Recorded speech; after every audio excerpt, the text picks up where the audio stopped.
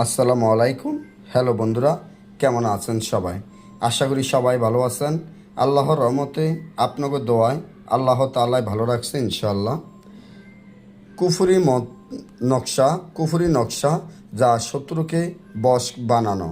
কুফরি নকশা শত্রুকে বশ বানানো, এই নকশাটি যেভাবে দেখছেন আজকে নিয়ম কারণ আমি বলে দিচ্ছি। তার আগে আমার চ্যানেলটি সাবস্ক্রাইব করেন, লাইক করেন, আপনাদের বন্ধুদের সাথে ফেসবুকে শেয়ার করবেন এই ভিডিওগুলো নিয়মিত পাওয়ার জন্য।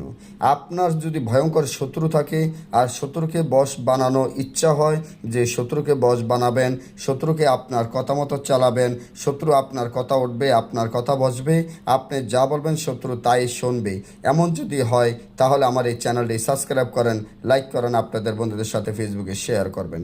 শত্রুকে বশ বানানো একবারে সহজ একটি নিয়ম, যেটা আপনারা দেখতে পাচ্ছেন।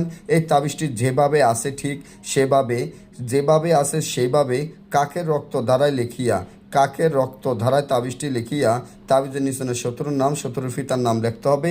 তাবিজটি মাছের গলায় বাঁধিয়া নদীতে ছেড়ে দিলে সাথে সাথে শত্রু বশ হয়ে যাবে। না বুঝলে আমাদের থেকে কাজ করালে যোগাযোগ করবেন।